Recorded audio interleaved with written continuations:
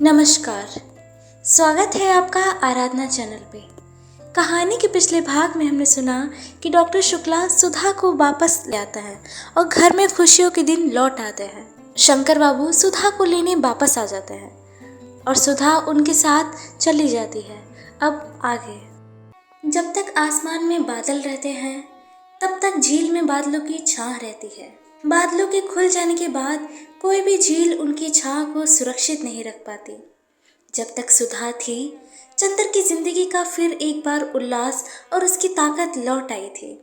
सुधा के जाते ही वह फिर सब कुछ खो बैठा। उसके मन में कोई स्थायित्व नहीं रहा।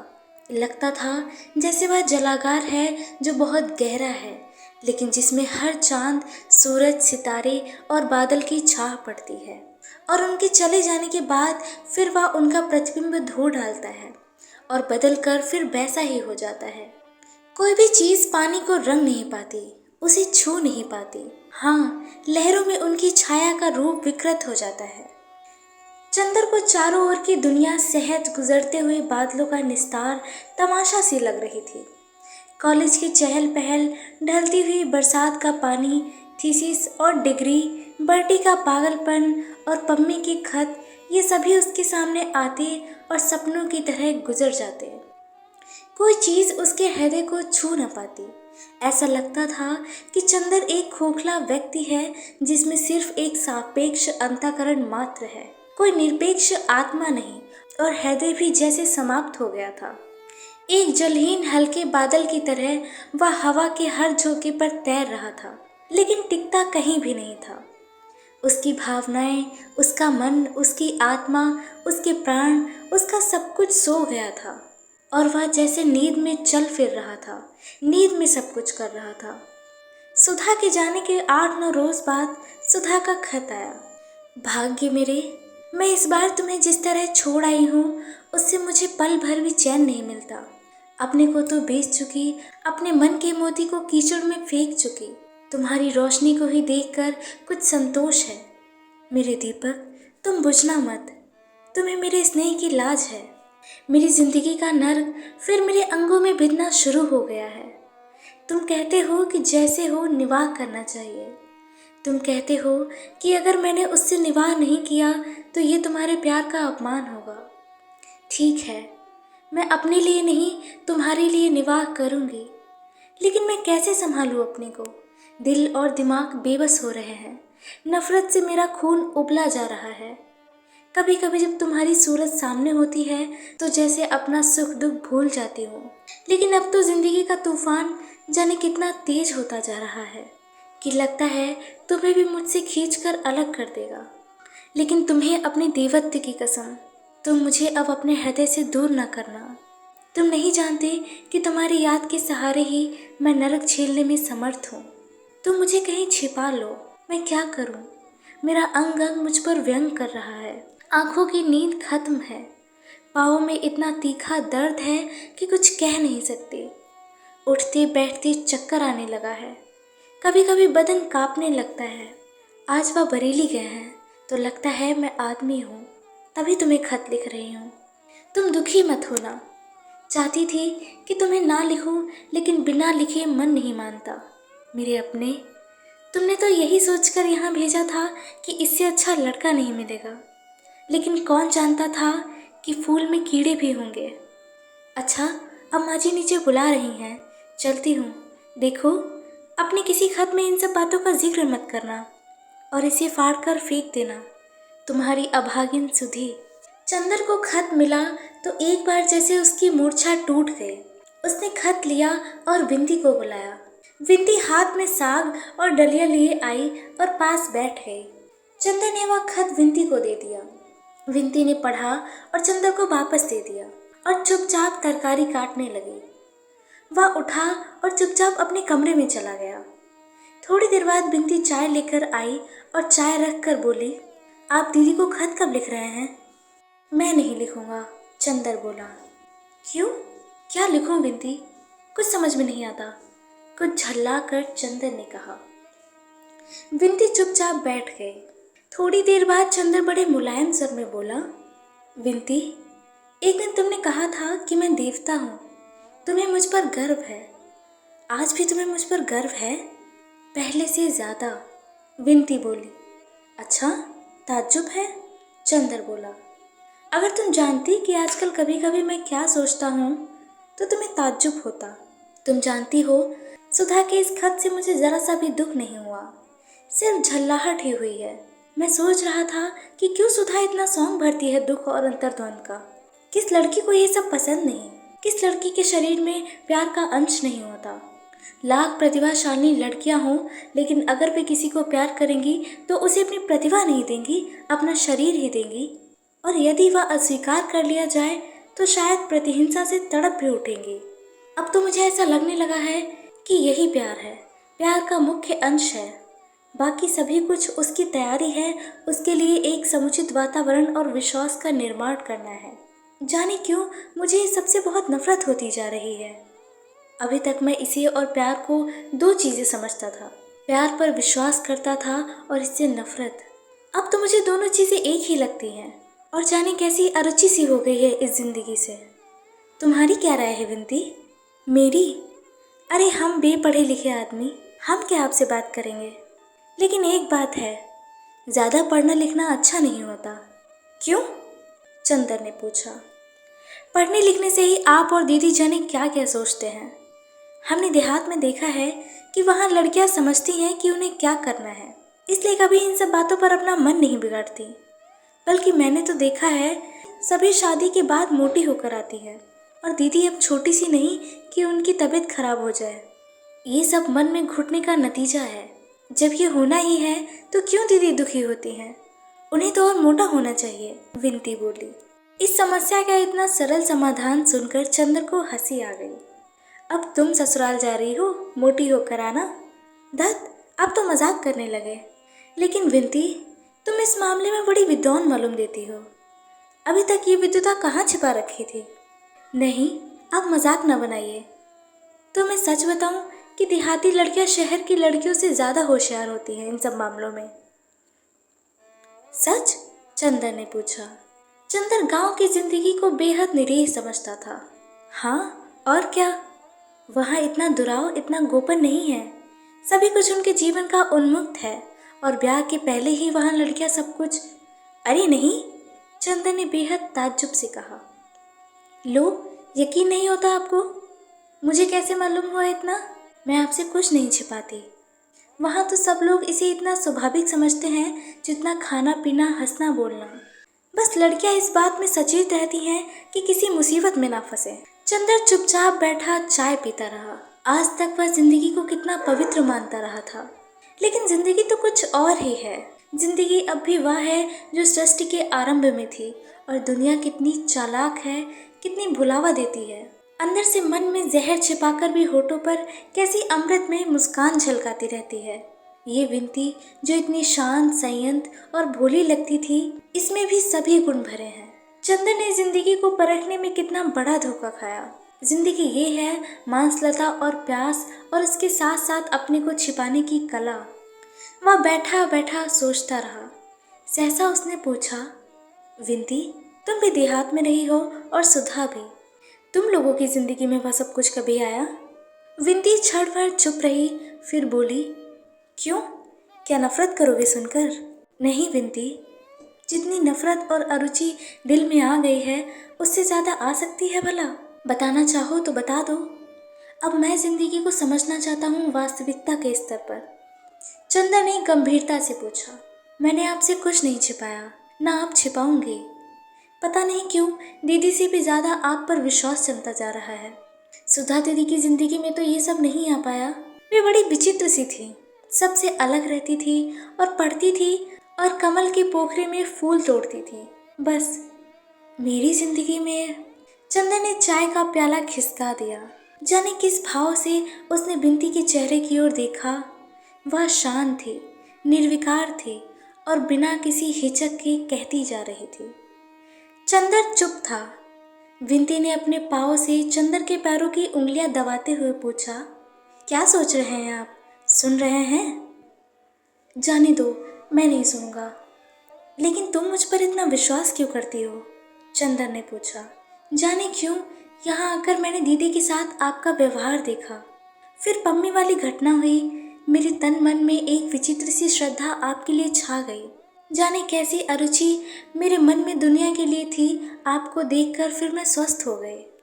ताज्जुब है, तुम्हारे मन की अरुचि दूर हो गई दुनिया के प्रति और मेरे मन की अरुचि बढ़ गई। कैसे अंतर विरोध होते हैं मन की प्रतिक्रियाओं में।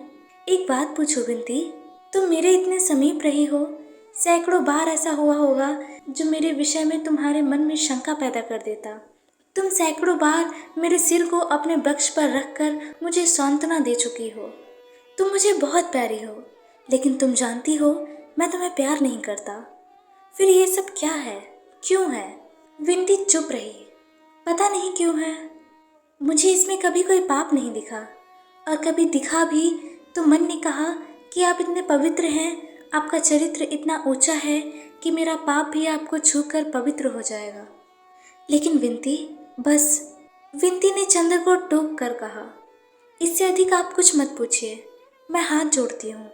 चंद्र चुप हो गया। चंद्र जितना सुलझाने का प्रयास कर रहा था, चीजें उतनी ही उलझती जा रही थी। सुधा ने जिंदगी का एक पक्ष चंद्र के सामने रखा था, विनती उसे दूसरी दुनिया में खींच लाई। कौन सच है, कौन झूठ, वह किसका तिरस्कार करे, किसको स्वीकार करे। अगर सुधा गलती पर है तो चंद्र का जिम्मा है। चंद्र ने सुधा की हत्या की है। लेकिन कितनी भिन्न हैं दोनों बहनें। विनती कितनी व्यवहारिक, कितनी यथार्थ, संयंत्र, और सुधा कितनी आदर्श, कितनी कल्पनामय, कितनी सूक्ष्म, कितनी ऊंची, कितनी सुकुमार और पवित्र। जीवन की समस्याओं के अंतर विरोधों में जब आदमी दोनों पक्षों को समझ लेता है, तब उसके मन में एक ठहराव आ जाता है।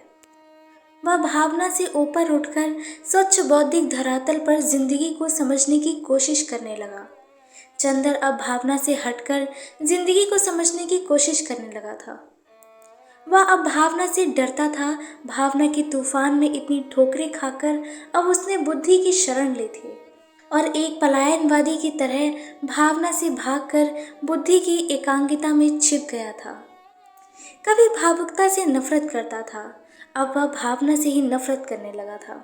इस नफरत का भोग सुधा और विनती दोनों को ही भुगतना पड़ा। सुधा को उसने एक भी खत नहीं लिखा और विनती से एक भी दिन ठीक से बात नहीं की। जब भावना और सौंदर्य के उपासक को बुद्धि और वास्तविकता की ठेस लगती है, तब वह सहसा कटुता और व्यंग से उबल उठता है। इस वक्त चंद्र का मन भी कुछ ऐसा ही हो गया था। जाने कितने जहरीले कांटे उसकी बाड़ी में उग आए थे, जिन्हें वह कभी भी किसी को चुभाने से बाज नहीं आता था। एक निर्मम निरपेक्षता से वह अपने जीवन की सीमा में आने वाले हर व्यक्ति को कटुता के जहर से अभिशप्त करता चलता था। सुधा को वह कुछ नहीं लिख सकता था। पम्मी यहाँ थी नहीं, ले देकर बची अकेली विनती, जिसे इन जहरीले वाड़ों का शिकार होना पड़ रहा था। सितंबर बीत रहा था और अब वह गांव जाने की तैयारी कर रही थी। डॉक्टर साहब ने दिसंबर तक की छुट्टी ली थी और वे भी गांव जाने वाले थे। शादी के महीने भर पहले से उसका जाना जरूरी था। चंद्र खुश नहीं था, नाराज नहीं था। एक स्वर्ग भ्रष्ट देवदूत जिसे पिशाचों ने खरीद लिया हो, उन्हीं की तरह वह जिंदगी के सुख दुख को ठोकर मारता हुआ किनारे खड़ा सभी पर हंस रहा था, खास तौर से नारी पर। उसके मन का सारा जहर बिखरने लगा था और उसमें उसे ये भी अक्सर ध्यान नहीं रहता था कि वह किससे क्या बात कर रहा है। विनती सब कुछ चुपचाप सहती जा रही थी। विनती को सुधा की तरह रोना नहीं आता था, ना उसकी परवाह चंद्र को इतनी थी जितनी सुधा की। दोनों में बातें भी बहुत कम होती थी, लेकिन विनती मन ही मन दुखी थी। वह क्या करे। एक दिन उसने चंद्र के पैर पकड़कर बहुत अनुनय से कहा, आपको ये क्या होता जा रहा है? अगर आप ऐसे करेंगे तो हम दीदी को लिख देंगे। चंद्र बड़ी भयावनी हंसी हंसा, दीदी को क्या लिखोगी? मुझे अब उसकी परवाह नहीं। वो दिन गए विनती, बहुत बन लिए हम। हाँ चंद्र बाबू, आप लड़की होते तो समझते। सब समझता हूँ मैं। कैसा दोहरा नाटक खेलती हैं लड़कियाँ, इधर अपराध करना, उधर मुखबिरी करना। विनती चुप हो गई। एक दिन जब चंद्र कॉलेज से आया तो उसके सिर में दर्द हो रहा था। वह आकर चुपचाप लेट गया। विनती ने आकर उससे पूछा तो बोला, क्यों बताओगे क्या है? तुम मिटा दोगी? विनती ने चंदर के सिर पर हाथ रखकर कहा। चंदर, तुम्हें क्या होता जा रहा है? देखो कैसी हड्डियां निकल आई हैं इधर। इस तरह अपने को मिटाने से क्या फायदा? मिटाने से? चंदर उठकर बैठ गया। मैं मिटाऊंगा अपने को लड़कियों के लिए? छी, तुम लोग अपने को क्या समझती हो? क्या है तुम लोगों में सिवा एक नशीली मांसलता के? इसके लिए मैं अपने को मिटाऊंगा? विनती ने चंद्र को फिर लिटा दिया। इस तरह अपने को धोखा देने से क्या फायदा चंद्र बाबू? मैं जानती हूँ दीदी के ना होने से आपकी जिंदगी में कितना बड़ा अभाव है, लेकिन दीदी के ना होने पर क्या मतलब है तुम्हारा? मेरा मतलब आप खूब समझ रहे हैं। मैं जानती हूँ दीदी होती तो आप इस तरह ना मिटाते अपने को। मैं जानती हूँ दीदी के लिए आपके मन में क्या था। विनती ने सिर में तेल डालते हुए कहा। दीदी के लिए क्या था? चंदर बड़ी विचित्र हंसी हंसा। दीदी के लिए मेरे मन में एक आशीर्वादी भावुकता थी जो अधकचरे मन की उपज थी। एक ऐसी भावना थी जिसके औचित्य पर ही मुझे विश्वास नहीं। वह एक सनक थी। सनक? विनती थोड़ी देर तक चुपचाप सिर में तेल ठोकती रही, फिर बोली, अपनी सासों से बनाई देव मूर्ति पर इस तरह लात न मारिए, आपको शोभा नहीं देता। विनती की आंख में आंसू आ गए। कितनी अभागी है दीदी। चंदर एक टक विनती की ओर देखता रहा और फिर बोला, मैं पागल हो जाऊंगा विनती। मैं आपको पागल नहीं होने दूंगी। मैं आपको छोड़कर नहीं जाऊंगी। मुझे छोड़कर नहीं जाओगे? चंदर फिर हंसा। जाइए आप श्रीमती विनती होने वाली हैं। आपका ब्याह होगा। मैं पागल हो रहा हूँ, इससे क्या हुआ? इन सब बातों से दुनिया नहीं रुकती। शहनाइयाँ नहीं बंद होती। बंधन बार नहीं तोड़े जाते। मैं नहीं जाऊंगी चंदर। तुम मुझे नहीं जानते। तुम्हारी इतनी ताड़ना और व्यंग सहकर भी मैं तुम्हारे पास रही। अब दुनिया भर की लांछना और व्यंग सहकर तुम्हारे पास रह सकती हूँ। विनती ने तीखे स्वर में कहा। क्यों? तुम्हारे रहने से क्या होगा? तुम सुधा नहीं हो। तुम सुधा नहीं हो सकती। जो सुधा है मेरी जिंदगी में वह कोई नहीं हो सकता, समझी? और मुझ पर एहसान मत जताओ। मैं मर जाऊं, मैं पागल हो जाऊं, किसी का साझा। क्यों तुम मुझ पर इतना अधिकार समझने लगी अपनी सेवा के बल पर? मैं इसकी रत्ती भर परवाह नहीं करता। जाओ यहाँ से। और उसने विनती को ढकेल दिया। तेल की शीशी उठाकर फेंक दी। विनती रोती हुई चली गई। चंदर उठा और कपड़े पहनकर बाहर चल दिया। ये लड़कियां समझती हैं एहसान कर रही हैं मुझ पर। विनती के जाने की तैयारी हो रही थी और लिया दिया जाने वाला सारा सामान पैक हो रहा था। डॉक्टर साहब भी महीने भर की छुट्टी लेकर साथ जा रहे थे और उस दिन की घटना के बाद फिर विनती चंदर से बिल्कुल ही नहीं बोली थी। चंदर भी कभी नहीं बोला। ये लोग कार पर जाने वाले थे। सारा सामान पीछे आगे लादा जाने वाला था। डॉक्टर साहब कार लेकर बाजार गए थे। चंदर उनका होल्ड डाउन संभाल रहा था। विनती आई और बोली, मैं आपसे बातें कर सकती हूँ? हाँ, तुम उस दिन की बात का बुरा मान गई। अमूमन लड़कियां सच्ची बात का बुरा मान जाती हैं। बोलो, क्या बात है? चंदर ने इस तरह कहा जैसे कुछ हुआ ही ना हो। विनती की आंख में आंसू थे। चंदर, आज जा रही हूँ मैं। हाँ, ये तो मालूम है। उसी का इंतजाम कर रहा हूँ। पता नहीं मैंने क्या अपराध किया चंदर कि तुम्हारा स्नेह खो बैठे। ऐसा ही था चंदर, तो आते ही आते इतना स्नेह तुमने दिया ही क्यों? मैं तुमसे कभी भी दीदी का स्थान नहीं मांग रही थी। तुमने मुझे गलत क्यों समझा? नहीं विनती, अब मैं स्नेह इत्यादि पसंद नहीं करता।